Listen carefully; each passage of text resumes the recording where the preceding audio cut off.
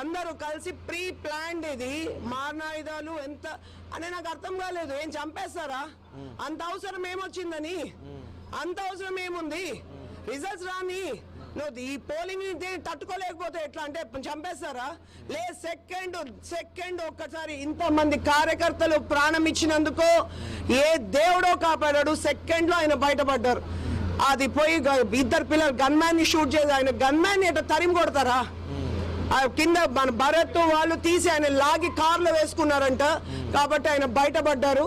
ఈ విజువల్స్ కూడా ఈ దరిద్రులు ఇట్లాంటి పనులు చేస్తారని 2019 ఎలక్షన్ లో అదే తుమ్మలగుంటలో రిగ్గింగ్ చేస్తా ఉన్నారని వెళ్తే నా మీద దాడి చేశారు. ఆ రోజు మాకు ఎవిడెన్స్ లేదు. ఏమంటే మా ఫోన్లు అన్ని పగలు కొట్టేశారు వాళ్ళు. ఈవెన్ కెమెరా వాళ్ళు వస్తే కూడా వీడియోగ్రఫర్ ఉంటే కూడా పగలు కొట్టేస్తే మాకు ఎవిడెన్స్ లేదు. ఈ రోజు ఏం జరుగుతుందో ఏమో అని ఉన్న 6 కార్లకి మేము కెమెరాలు ఫిక్స్ చేసినాం. ఫ్రంట్ బ్యాక్ కెమెరాస్ ఫిక్స్ చేసినాం. ఉండబట్టి ఈ రోజు ఎవిడెన్స్ దొరికింది. ప్రపంచానికి తెలుస్తోంది. లేకపోతే అక్కడ కెమెరాలు కూడా లేవు. ఆ ప్రపంచానికి ఏమో దాడి చేసినారు గుర్తు తెలియని వ్యక్తులు అని చెప్పుకొని ఉంటారు.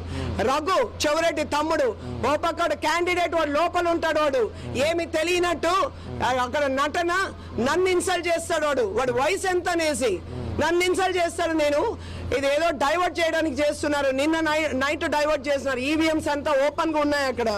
ఈ రోజు ట్రక్ లో నుంచి అక్కడ వెటర్నరీ కాలేజ్ నుంచి ఇక్కడికి తెచ్చేటప్పుడు మాకు ఇంటిమేషన్ లేకుండా తీసుకుని వచ్చారు. బాక్సెస్ అన్ని లాక్ లేకుండా తీసుకుని వచ్చారు ఆ బాక్స్ అన్ని.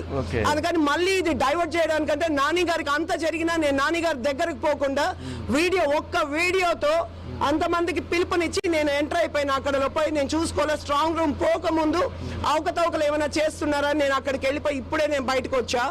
నాకు అర్థం కాంది రౌడీజం మాకు రాదా, చేత కాదా? 2000 మంది ఒక చిన్న వీడియోతో 5 నిమిషాల్లో 2000 మంది వచ్చి అక్కడ మహిళా యూనివర్సిటీ ముందు రోడ్డు మీద వచ్చిన వాళ్ళు అదే 2000 మంది చెవిరెడ్డి ఇంటి మీదకి పోతే ఒక్కడు బ్రతుకుతాడా? వాడు ఇంట్లో ఒక్కడు బ్రతుకుతాడా? వాడు మాకు చేతగాదు అవన్నీ. ఆయన ప్రాణం మీద తెచ్చేంత ఏం అవసరం ఉంది? నువ్వు 2 సార్లు పదవి అనుభవించినాడు కదా మనిషి. 2 పదవి అనుభవించినాడు కదా. ప్రాణం మీదకి తెస్తారా? సుధారెడ్డి గారు ఎంత బాధాకరమైన విషయం అంటే మీద అటాక్ చేశారు.